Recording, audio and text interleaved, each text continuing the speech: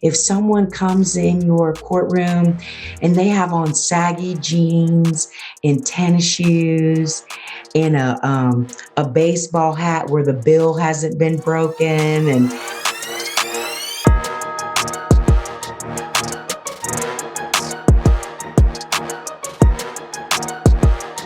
my name is Judge Laurel Beatty Blunt.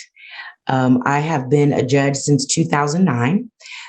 2009, I began to serve on the Franklin County Court of Common Pleas in the General Division, where I presided over cases that were felony criminal cases where adults had been accused of a crime. And then on the civil side, it was cases where people were fighting over something worth more than $15,000. And then in 2020, I ran for the 10th District Court of Appeals and have been there ever since. And in that court, I have jurisdiction over everything. So now I preside over cases with adult and juvenile criminal, all civil cases, divorces, child custody, probate, municipal court that does a lot of traffic tickets and landlord tenant cases and animal control cases. So now I preside over a little bit of everything. Okay, that's exciting. I'm going to ask you a little bit more about that. But my first question is, do you see yourself as driven? I do see myself as driven, and I am a competitive person, but I only compete with myself. Okay, awesome. What does that look like? Yep, go ahead. I think that it's looked different throughout different phases of my life because, in high school, it was, I'm not going to this party because I'm going to study for this test. And, all the peer pressure that comes with making that decision. And then, as you get older, you just start making life decisions around whatever you're driven towards. Mm-hmm. Because I do think that it's not just professional goals that you can be driven towards. I agree. Yeah, that's awesome. So you talked about a little bit about how, as a judge, you've presided in different areas.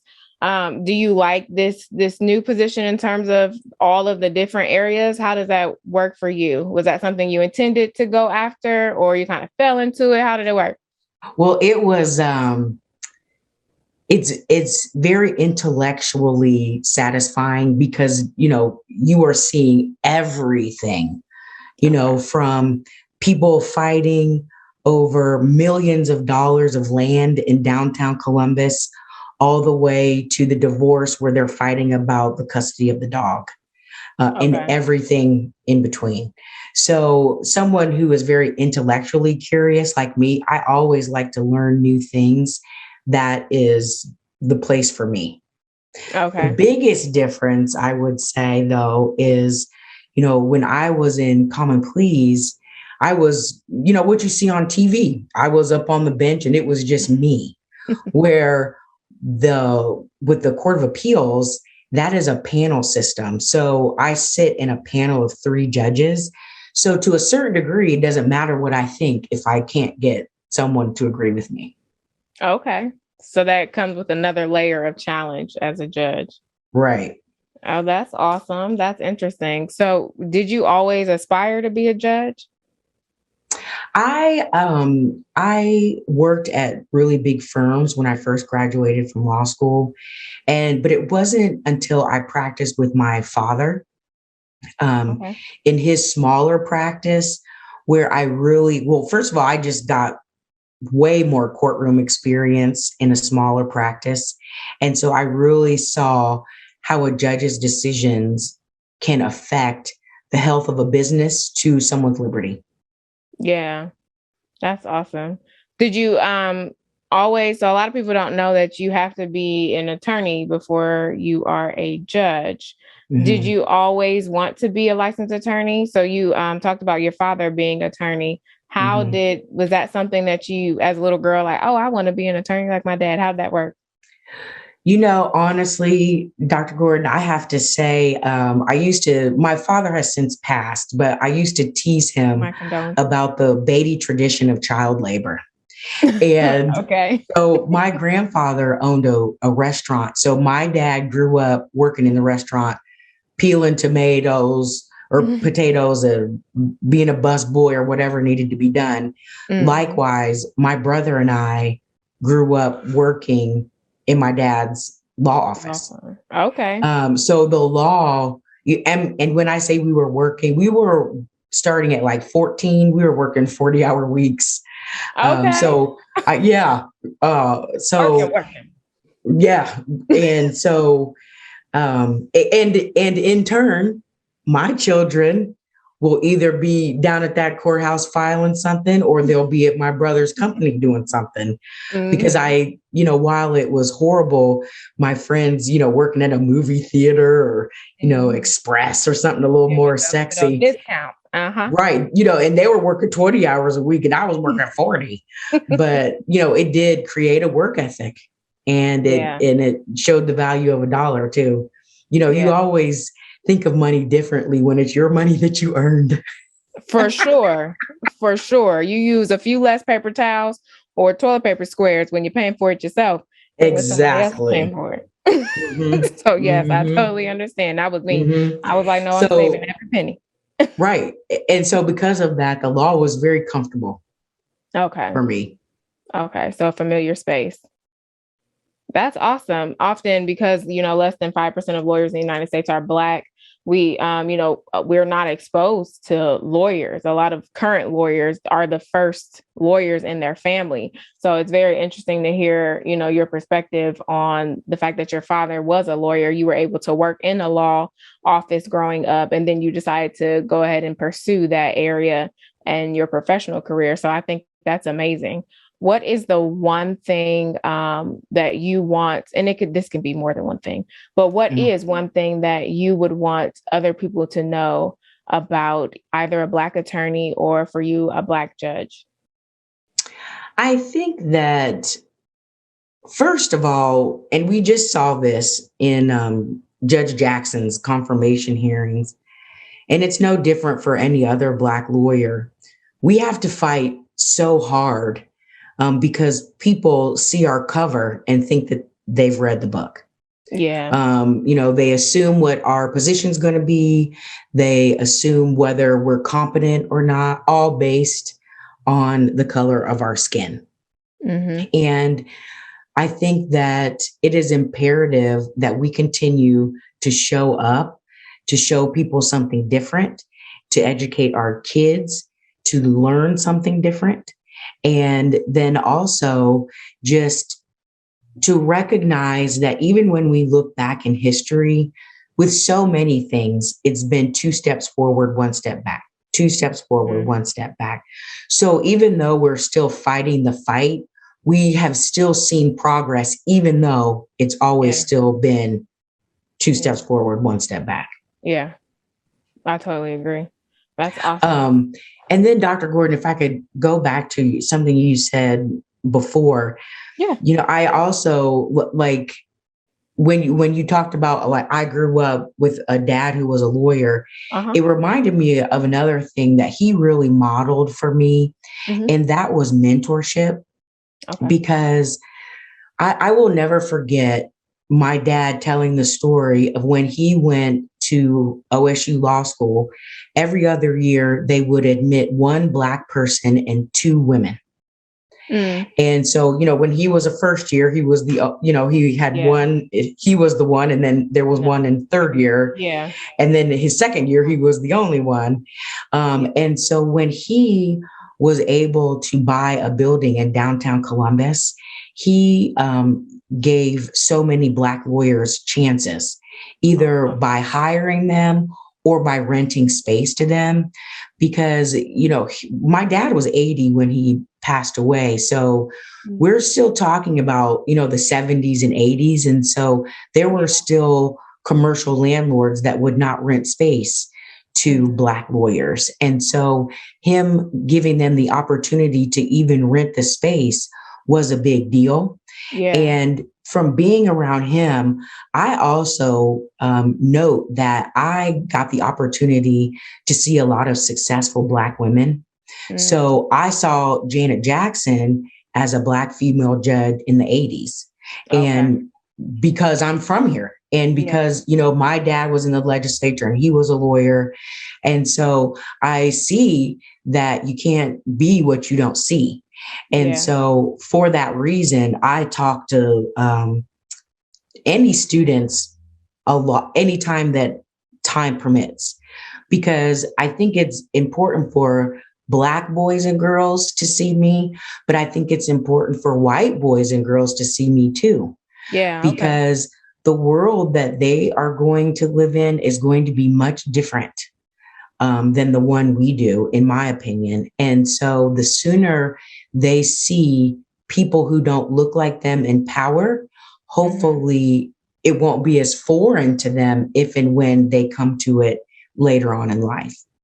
Yes, that's beautiful. I love that. I've never actually heard anyone articulate that concept. Often we think about you can only be what you see as, you know, from Black person to Black person or from woman to woman, you know, in that homogeneity mindset. But then to really think of it as no, like you need to see someone else in that position of power so that you are prepared to navigate the diverse space because it is here. And it will increase. And so I think that's an amazing concept that I probably will be continuing to articulate. So thank you. Okay. Thanks in advance. That's awesome. I don't think I shared with you, but your father was friends with my grandfather, Warren Moore Sr. I don't know that. Oh, name. really? Okay. Familiar. Yeah. From a long time ago. My grandfather moved from Columbus like 30, 40 years ago. But I don't know where they knew each other or how, but I just know when he would come back in town, he would make it a thing to make sure that he visited your dad. And but my grandfather got his PhD from OSU. So I'm going to assume it was probably somewhere in OSU. I'm sure there weren't many Black men at that time in graduate school or professional school. So that might have been where, but I'll have to ask and then get back to you on that. But but that's a beautiful legacy that you discussed in terms of your father opening the door, but that not only opening the door, buying real estate, literally buying real estate in the space to make sure that he has space for other Black attorneys. And then also you seeing that journey of a Black woman judge, Janet Jackson, become judge. I think that's an amazing thing to view. And so when did it shift for you that you wanted to go onto the track to become a judge? There was an opportunity that came up. Okay. And there were two judges that were running for different courts. And I knew that if they won, that there would be two vacancies. Okay. And so at the time, I was working for Jennifer Brunner, who was Secretary of State at the time. Okay. And in my role, I worked very closely with Governor Strickland's office, who would be the person who appointed to those spots. So not that I wouldn't have anyway, but I was very intentional about showing good work and creating relationships. Yes. So that when the door of opportunity opened, I was ready to step into it. And then they knew that you could step into it as well.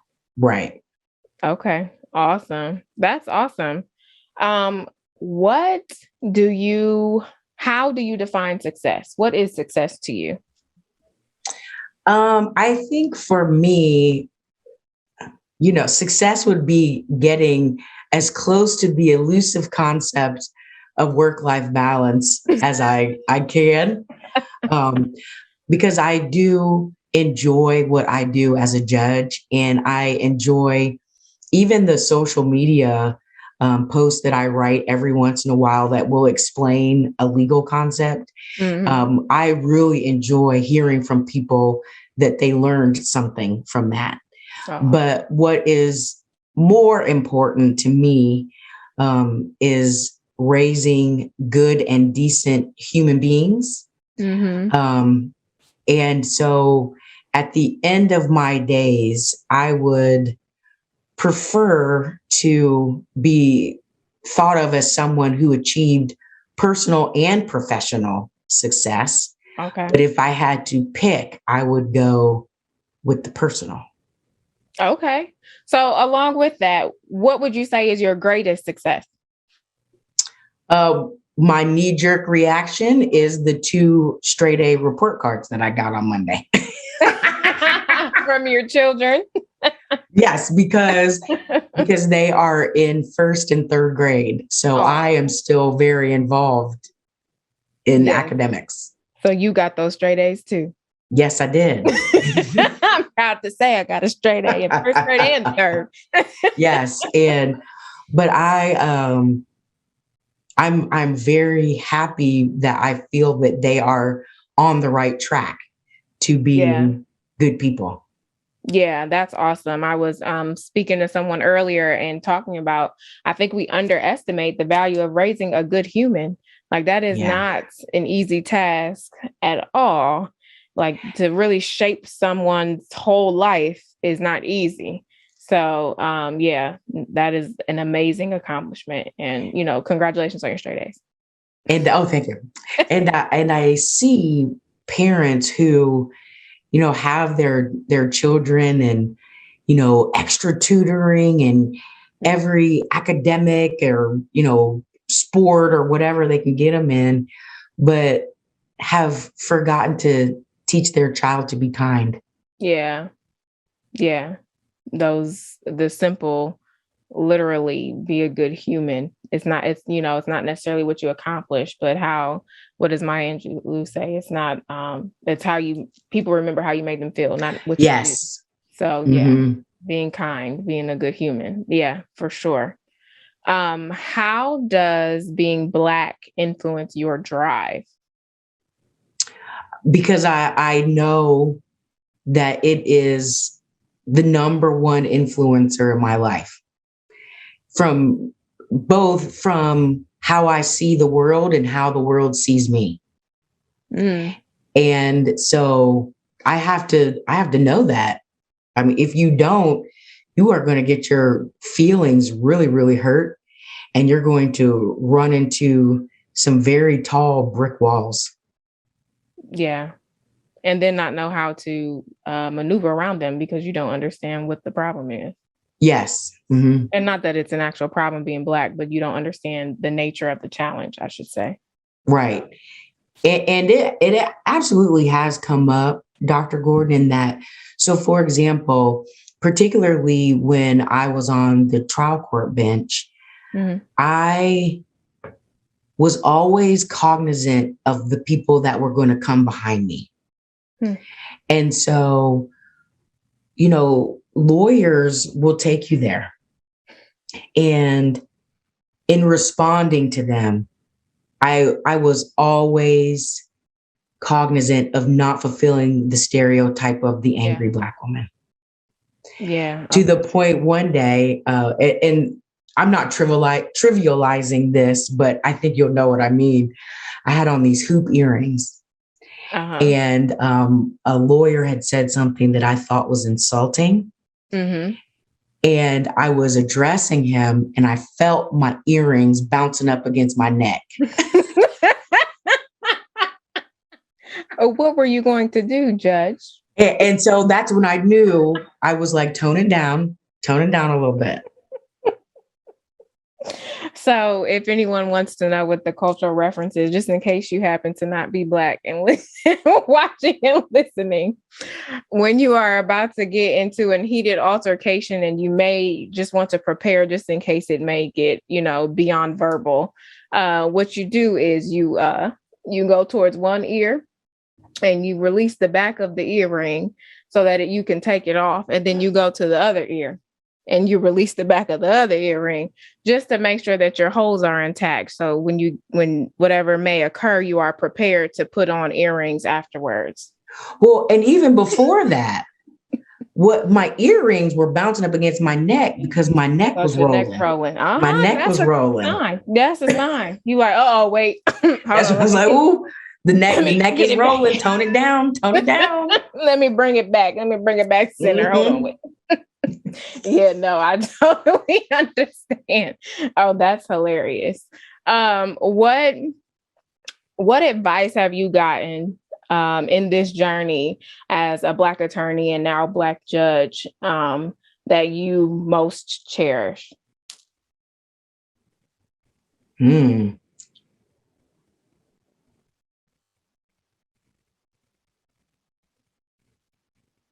Let your work speak for itself. Mm. Let your work speak for itself. And is there one particular incident that added value to that advice? Yes, because so when I was appointed judge, I was 34. And another Black woman, Judge Kimberly Cocroft, was also appointed, and she was the same age I was. And there were 3 days of negative newspaper articles. Mm. But that was the first time where people were approaching me, and I didn't know if it was racism, sexism, or ageism, or we'll call it familyism. Yeah. Someone mad at my dad or my stepmother for something. Yeah. And so at first, I spent too much time trying to prove to people that I could do the job, even though I was Black and I was a woman and I was 34. Yeah. If I could have saved myself a lot of time by just putting my head down and letting the work speak for itself. Yeah. Because half the people that I was trying to convince, they were never going to be convinced anyway. Okay. Yeah, that's real. I definitely understand that. I often wonder, coming from, for you, I would say a political family, like your name, especially in this area, is very well known in the political world and climate. Have you ever, is there ever a time where you specifically had to navigate that and intentionally try to make a path for yourself to separate yourself? Oh, yeah. Because I think really, if you ask anybody who has had influential parents, you're always under a shadow, and your expectations, the expectations of you are a lot different. Even if you think back to when one of Mayor Coleman's sons, he spray painted the side of a school or something. Okay. Whereas for a lot of kids, that would have just been regular teenage behavior. Yeah. But for him, it was newsworthy. It was in the paper. Yeah. And so it's almost flip of, you're still fighting to say, no, I got this on my own, or I can do this job or whatever. It's not just because of a birthright or a last name. I'm a very, very, very proud graduate of Spelman College. Yes, and shout out to HBCUs. Yes, and Spelman College is, I think the top HBCU. But that was my first Spelman, choice younger, so I can't argue with you. Spelman is very hard to get into. Yes. And I tell people, for example, I couldn't just send a family photo to Spelman College. You know what I'm saying? So yeah, being Otto Beatty's daughter didn't do everything. And I'm also, though, lucky, Dr. Gordon, in that, my dad prepared us, because his attitude was, if I'm opening the door, then you're going to be ready to stay there. Yeah. So, when I worked for him, even, people would say, oh, you work for your dad, stay out. I'm like, oh, no. And then, quite honestly, there's a lot of Black people that would say, you got this because of your dad, And the thing that I think is curious about that is, aren't we all working to leave our children some type of legacy? Yep. Well, so why are you hating on my family because they got started a little bit earlier than yours. And no, that's a real question. And I think that's something that we should talk about, because when we're talking about building, even so we can take it out of, the political world, but let's talk about building generational wealth. If we're really about doing that, then if we are building, someone has to build the foundation, or we cannot go higher. So what good does it do if we're tearing each other down, the fact that someone else built a foundation before you did? We have to grow. If we talk about these, let's bring up like Hilton. That is a foundation that they built, the white family that built that foundation and that generational wealth. Yeah, Paris Hilton and whoever else his kids are benefiting from that and are benefactors. But why do we not deserve that as Black people? Right. And often, it's probably society. It is society that brings that mentality and mindset. But it's like, no, this is so they have that. Are you talking about the Hiltons like that? Right. Or are you going to stay at their hotel that they have around the world? Right. And rating it 5 stars on whatever platform. So why can't we not have that? Why can we not achieve to that level? We have to. The thing is, you didn't see where they started, but you see where we started, which to me means you should have greater value as to what we're building than you would have someone else where you didn't see the journey or the process. Exactly. So my next question for you is, what does a typical day look like for you as a judge? No 2 days are the same. Okay. That is for sure. So when the common police court where I served for 10 years, in that job, I was pretty much on the bench every day.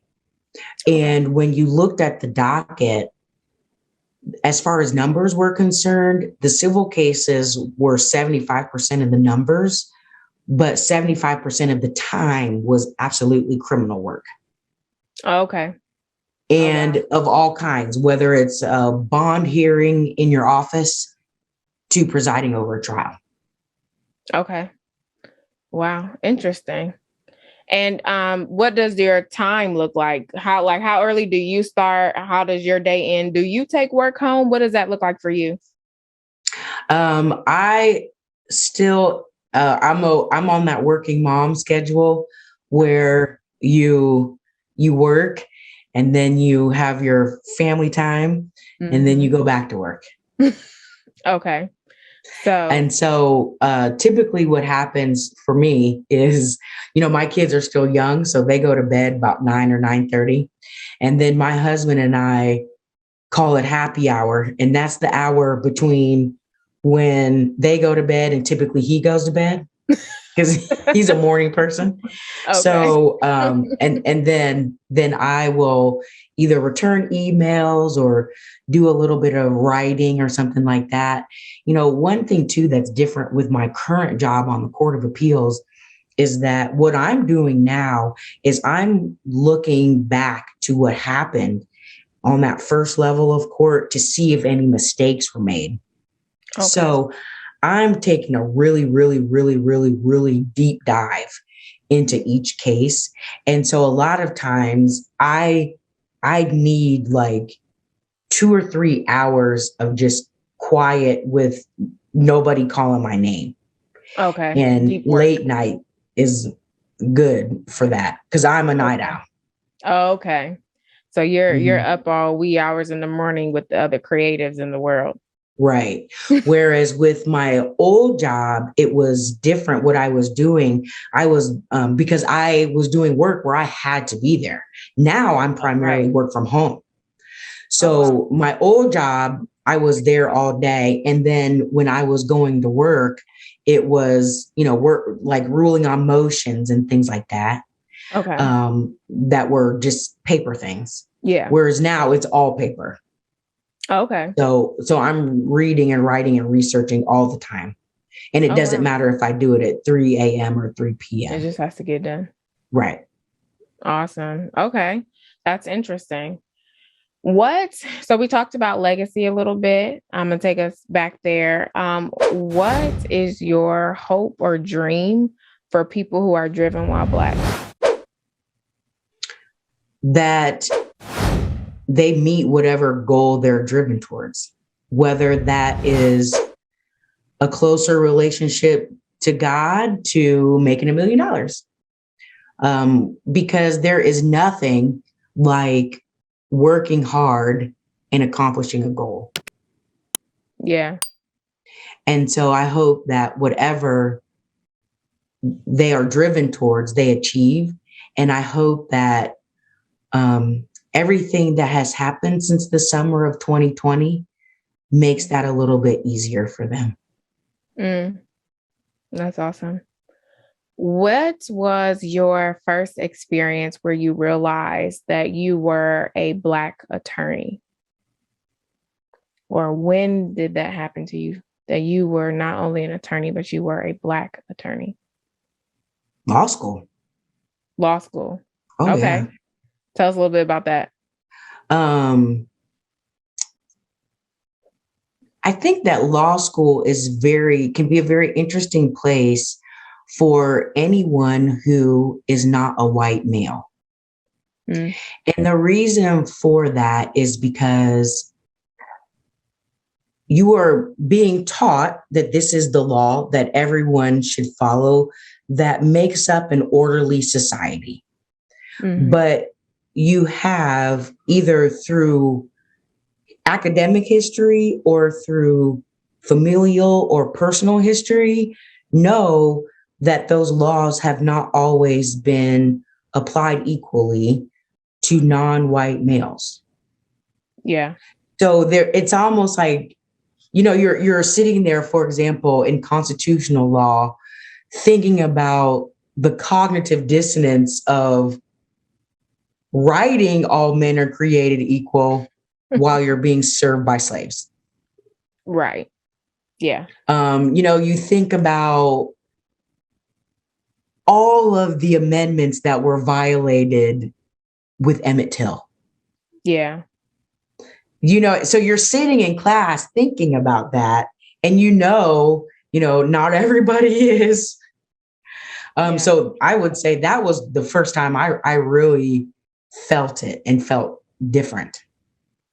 But I also, back to my advocacy for HBCUs, felt that I felt a different way, responded a different way because of the foundation that I had from going to an HBCU. And explain a little bit about how that foundation allowed you to respond differently when you got to law school, for example, with that recognition. Because I had been in an academic setting that taught psychology and history and sociology and, sometimes even math from the perspective of my people. Yeah. So, you even talk about, Spelman being an all women's college, even in talking about suffrage, you're not just talking about Susan B. Anthony, Right. you're talking about Sojourner Truth getting up there talking about, ain't I a woman too? Yeah. So you have that foundation and you've even learned not just from home, but in an academic setting, a different perspective that gives you a better, or for me, a better sense of who I was. Yeah. And so even if I didn't always say something in class, I could sit there like, yeah, okay. You just had that knowing internally of what actually was and what and how you can achieve and make a difference on the other side of the process of law school. Right. Yeah, I think that is, I went to HBCU, I went to Hampton University. Okay. And ours was the standard of excellence. But and then even growing up before going to college, at my church, we were taught a lot of Black history. So I learned about the Medgar Evers, I learned about Emmett Till, I learned about all that at church. And so it was really social justice focused now I think about it.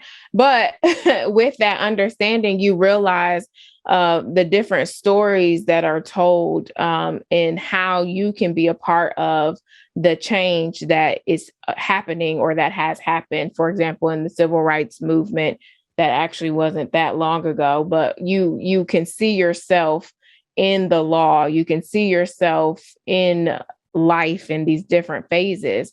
And so when you're sitting in a law classroom, for me, it was like, can we explain that these are human beings that we're talking about, and these are human beings that look like me? Like, you're talking about a law that you created so that I don't have the same rights. Like, we created this law where I don't have a right to privacy because you think I'm suspicious. So you now can stop and frisk me because you have some type of suspicion. So, like, can we add the contextual factors to this information so that it's not just information, so you can see the humanity behind it, so you can see that this is how our society is created. And so with that, then I can interface with you a little differently, because now I understand how this structure of this society makes me see you a little differently. So I definitely appreciate that aspect of coming to a law school and really understanding who I am as a Black person, and being able to advocate for the fact that I didn't see myself when they taught me what the law was, though I did read the footnote and know that it was an African-American male in some of these major cases that they were talking about in criminal procedure, for example. But it's very, I just think if they taught the law in a way that enhanced and centered humanity versus just the law itself as if it had no human impact, then it would just be, we have a better place. When you talk about raising good humans, we could do that. And we could do that in these different facets and aspects. So I definitely appreciate that notion. And I think that's awesome. Even to talk about women's suffrage and learning that from from perspective of a Black woman, that's not taught, period. So, outside of settings that are intentional about that. So I think that's wonderful.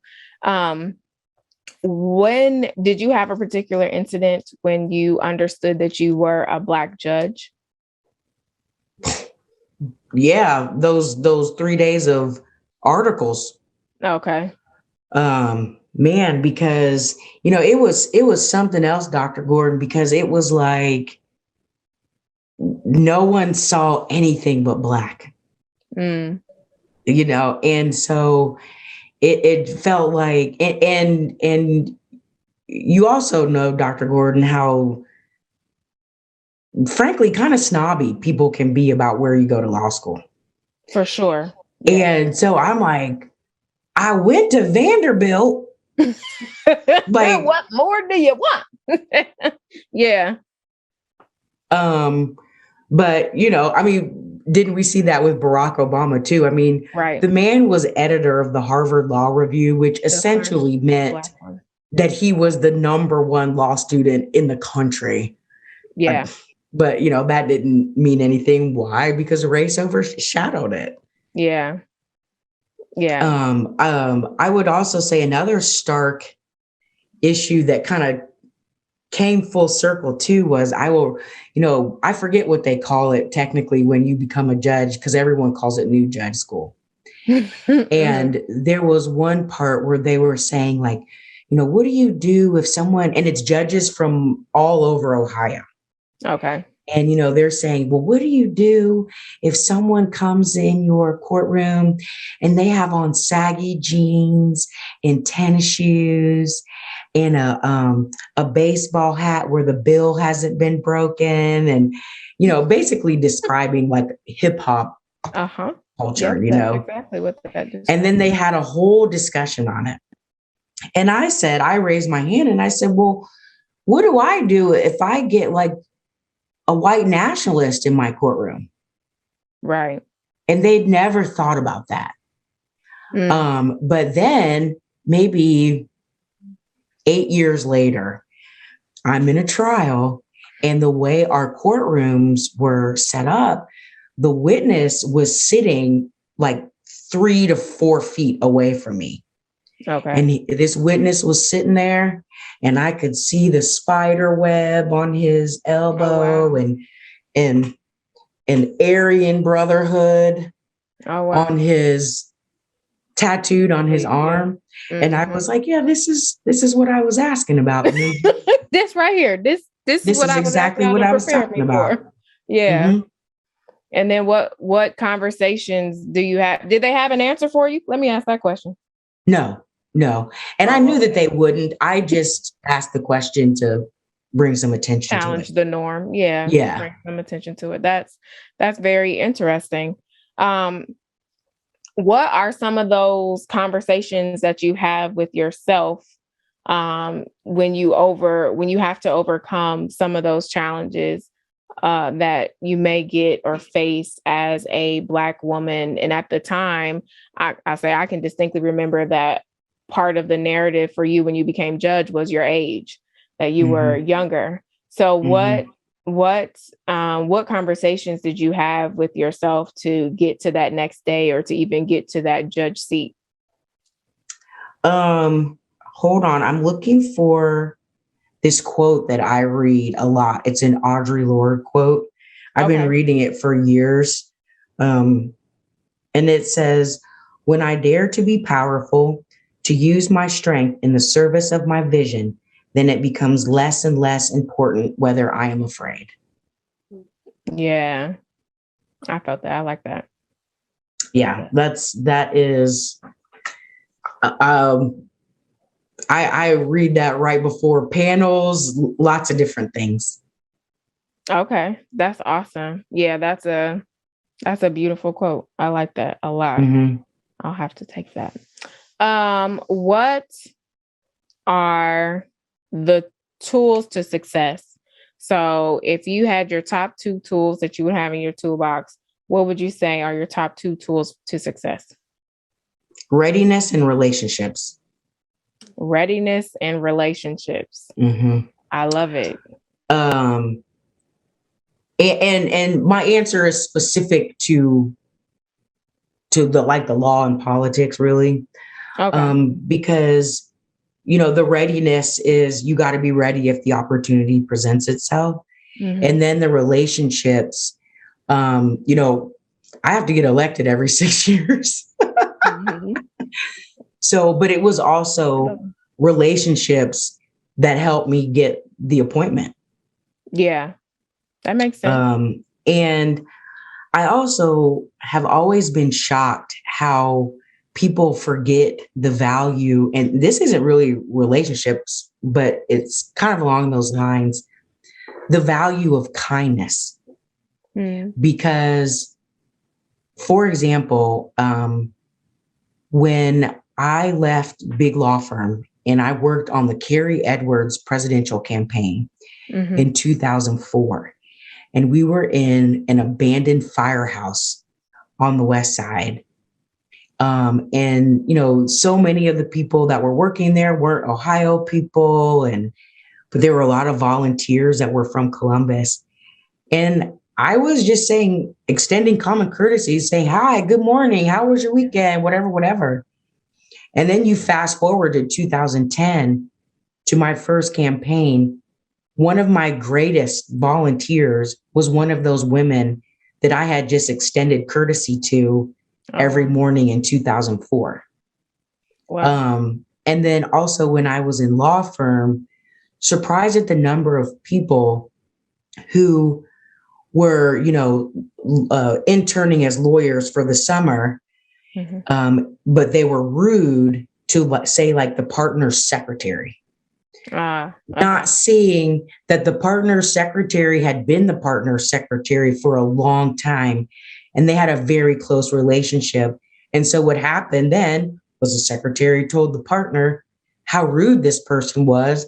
Then the partner says, you don't know how to be nice to people. And the next thing you know, that person didn't get a permanent offer. Yeah. All from being unkind. Yeah. Yeah. Kindness is definitely important.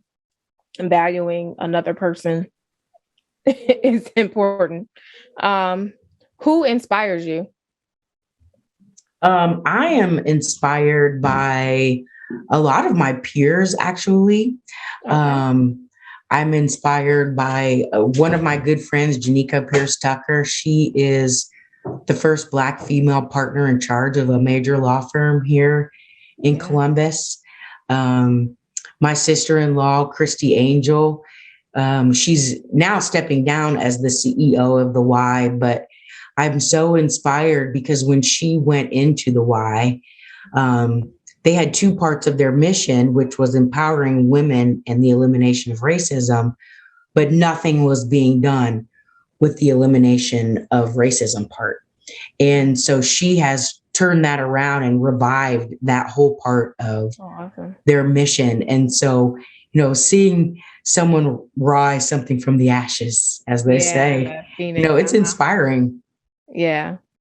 Oh, that's especially awesome. When it's people that close to you, because you see every step that they take to get there. That's awesome. What is the best advice that you've ever gotten?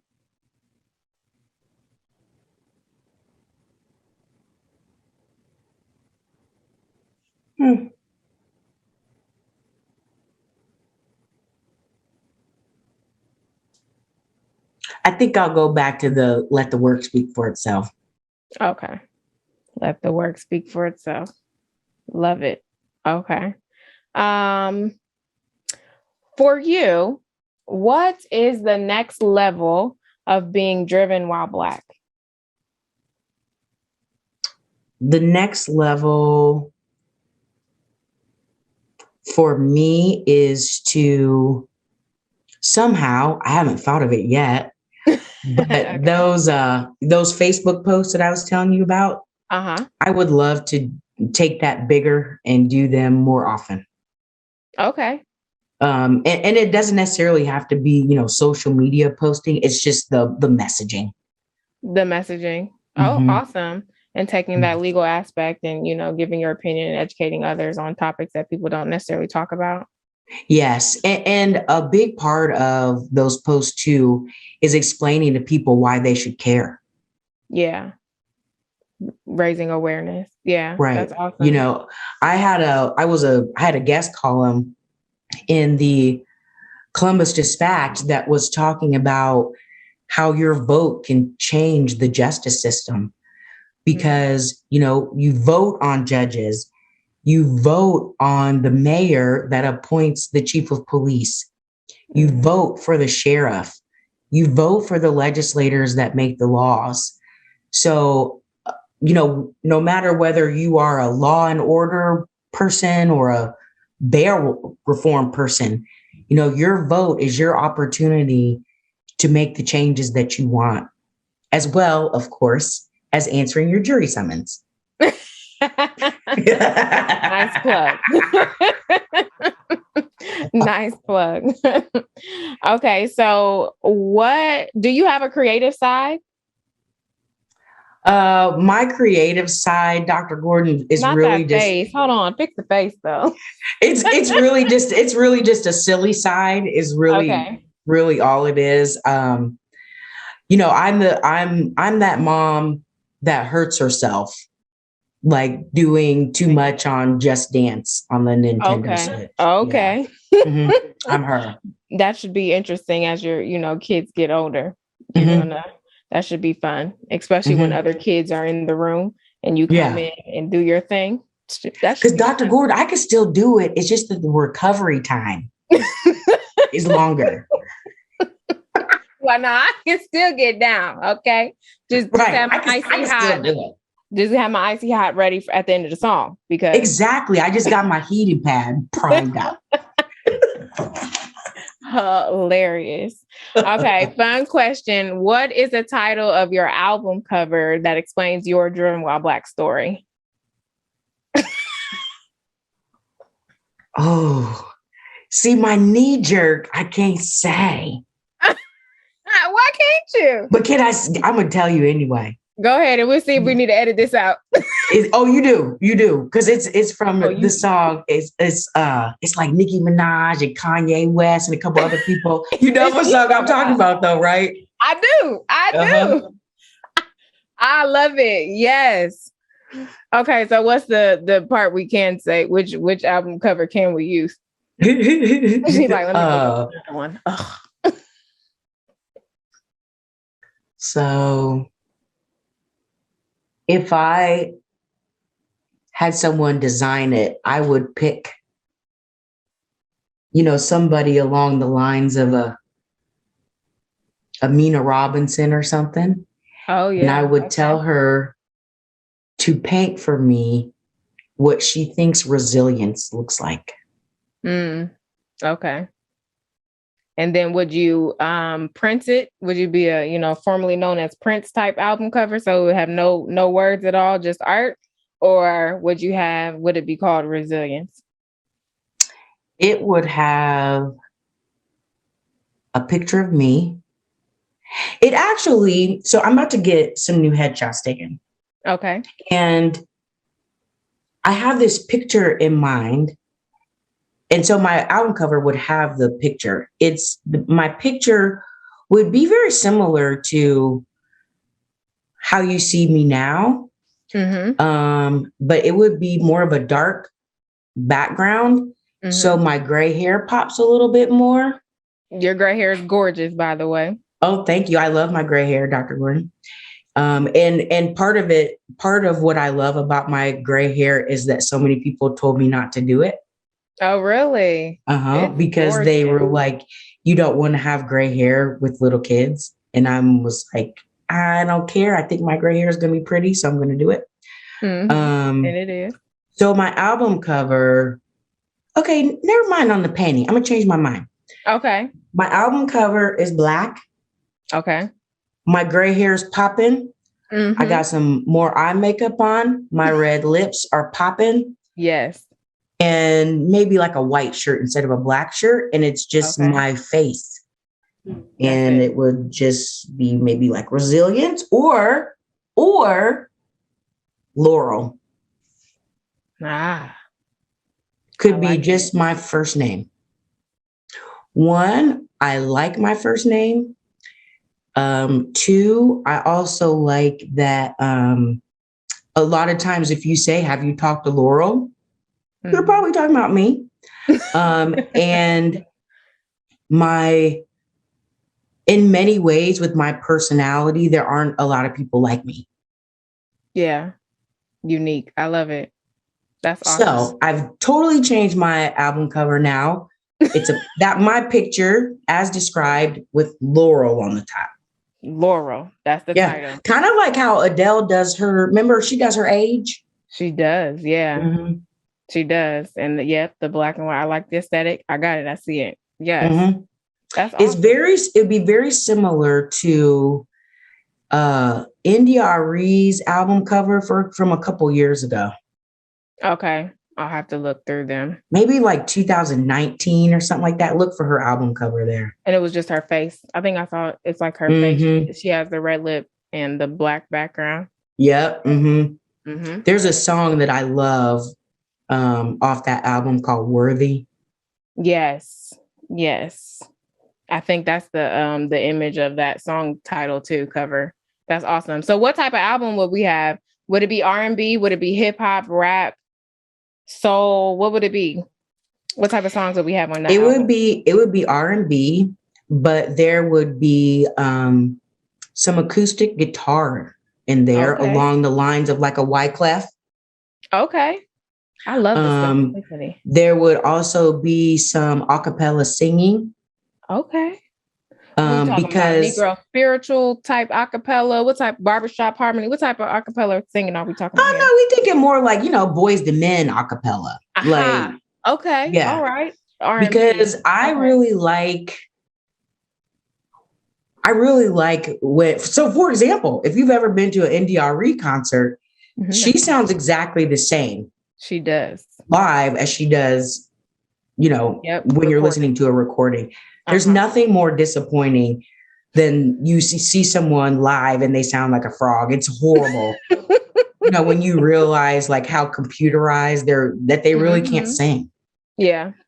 So I like a cappella where you could really tell if it is what it is. Yeah. Just you Okay. There'd be a song or two that had some reggae influence. Okay. Specifically, I'm gonna say you're gonna slow wine to it. Okay. I'm liking it. This is an eclectic album. We would not expect that from the album cover at all. Girl, I know. But Laurel is very much, dancing the beat of her own drum. So she gonna put whatever she want in it, right? I know that's right. As she should. Mm-hmm. That's awesome. Well, is there anything else? Oh, go ahead. I was gonna say anything else you want to add to the leap for the people? Well, because I got one other thing that I'm gonna add to my album. Yeah, let's hear one other feature. And that's gonna be some beatboxing. Okay. Some Dougie Fresh in the building. Yes, I was gonna say Dougie Fresh beatboxing, not Biz Markie beatboxing. Dougie Fresh. Okay, Dougie Fresh. Mm-hmm. Okay, I almost tried, but the Holy Spirit stopped me. Stop me. Because so the beginning part, I love Jill Scott. So Dougie Fresh has that beginning part on Jill Scott's song, and I was gonna try to do it, but it's okay. Just play the song after when we get off this. Need me to do that. Oh, that's awesome. Okay, we got some reggae, some acapella, some Dougie Fresh. Some beatboxing. Mm-hmm. It might be featuring Dougie Fresh, and then we have the black cover, Laurel profile, red lip, gray hair. Love it. Okay, awesome. I see it. Hey, you got to be careful of the questions you ask me because I'm my answer. No, I love it. That's great. Is there anything else you want to leave with the people? One thing I would like to tell anybody who is driven while Black is that no matter what anyone tells you about yourself, the only person that determines that is you. So whether you have been told that you are amazing or whether you have been told you're the dumbest person someone's ever met, your path is still determined by you. So even if you've been told that you're amazing, you still got to work. You can't just sit there and say, well, someone told me I'm amazing, so it's going to happen. Just like if someone told you that you're stupid, that doesn't mean that it's true. And it doesn't mean that even if you are stupid, it doesn't mean that you can't be successful, because it doesn't mean that you can't find ways around it. Right. And it doesn't mean that you don't have other skills that you can use to be driven while Black. Amen. I love it. That's awesome. How can folks stay in touch with you? So I, working mom, Dr. Gordon, I am on, and somebody's going to call me a boomer, but I'm on LinkedIn and I'm on Facebook because that's where the voters are. And that's so you just search for Judge Laurel Beatty Blunt. Awesome. Well, thank you so much. This was amazing. And, in my challenging times, I'm going to remember you quoting that Nicki Minaj, that your album cover. I'm going to add that to my toolbox. You should. Because it will get you going, girl. It is. Actually, when you said, I said, I'm especially that one part. Yes, that is exactly it. Like, yep, there you go. That's what I need. I love it. I love it. We got to get you this album cover and then a date in the recording studio. Hilarious. That's awesome. Well, thank you so much. I appreciate your time and everything. Thank you so much. I appreciate it. Thanks for having me. No problem. Have a good one. See you later.